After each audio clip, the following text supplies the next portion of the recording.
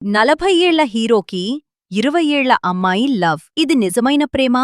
లేక shocking game ఆడుతున్నదా? సూర్య కొత్త cinema teaser చూశాక అందరూ ఇదే అడుగుతున్నారు. ఈ వీడియోలో పూర్తి వివరాలు చూద్దాం. హాయ్ సినీఎక్స్ తెలుగుకి స్వాగతం. విశ్వనాథ్ అండ్ సన్స్ సూర్య హీరోగా వెంకీ అట్లూరి దర్శకత్వంలో వస్తున్న సినిమా టీజర్ రిలీజ్ అయింది. సితారా ఎంటర్టైన్మెంట్లో తెరకు ఎక్కుతున్న ఈ సినిమాకి నాగవంశీ ప్రొడ్యూసర్. వెంకీ అట్లూరి తక్కువ సినిమాలు చేసినా కూడా తెలుగు సినిమా ఇండస్ట్రీలో బలమైన ముద్ర వేశాడని చెప్పొచ్చు. వరుణ్ తేజ్ నటించిన తొలి ప్రేమతో తన జర్నీని మొదలుపెట్టి అఖిల్తో మిస్టర్ మజ్ను, ధనుష్తో సర్, దుల్కర్ సల్మాన్తో లక్కీ భాస్కర్, నితిన్తో రంగ్ దే లాంటి సెన్సిటివ్ సినిమాలను తెలుగు ప్రేక్షకులకు అందించాడు. నితిన్ రంగ్ దే యావరేజ్గా ఉన్నా మిగతావన్నీ బాక్సాఫీస్ దగ్గర మంచి ఫలితాన్ని చూశాయి. వెంకీ అట్లూరి కెరీర్ బిగినింగ్లో రైటర్గా Snehageetham, it's my love story, Kerintha సినిమాలకు పనిచేశాడు. జ్ఞాపకం,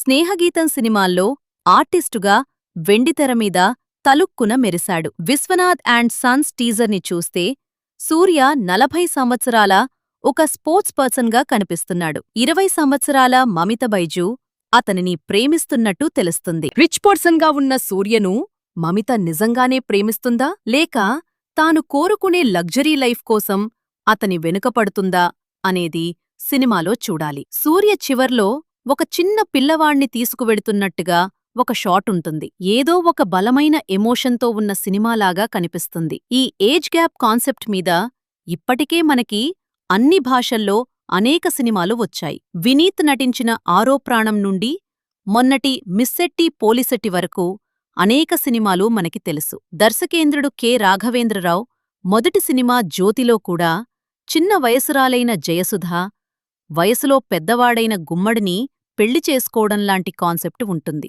ఇక రాంగోపాల్ వర్మ, అమితాబ్ బచ్చన్, జియాఖాన్తో తీసిన సినిమా నిశ్శబ్ద అనేక విమర్శలకు కూడా గురయింది. ఇలాంటి కథాంశంతో వస్తున్న సినిమాలలో వెనుక ఉన్న అసలు కథమీదే సినిమా విజయం ఆధారపడి ఉంటుంది. 40 సంవత్సరాలు వయసు ఉన్న హీరో వెనుక 20 సంవత్సరాలు ఉన్న హీరోయిన్ వెంటపట్టం, హీరో ఇబ్బందిగా ఫీలవ్వటంలాంటి సీన్లు చూట్టానికి బాగానే ఉన్నా అసలు కథ ఏమిటి, దాని చుట్టూ ఉండే బలమైన ఎమోషన్స్ ఏమిటి, పాత్రల ప్రవర్తన వెనుక అసలైన కారణాలు ఏమిటి అనే వాటిమీద సినిమా విజయం ఆధారపడి ఉంటుంది. వెంకీ అట్లూరి తీసిన 5 సినిమాలు కూడా ఫ్యామిలీ డ్రామాలు రావడం విశేషం. ఈ జానర్ మీద వెంకీ అట్లూరికి మంచి గ్రిప్ ఉంది అనడంలో ఎలాంటి సందేహం అవసరం లేదు. ఇక సూర్య ఇలాంటి సబ్జెక్ట్కి ఒప్పుకున్నాడంటే కథలో ఏదో ప్రత్యేకత ఉంది అనేది అర్థం చేసుకోవచ్చు. సూర్య ఒక మంచి జడ్జిమెంటున్న హీరో. ఇక రాధిక,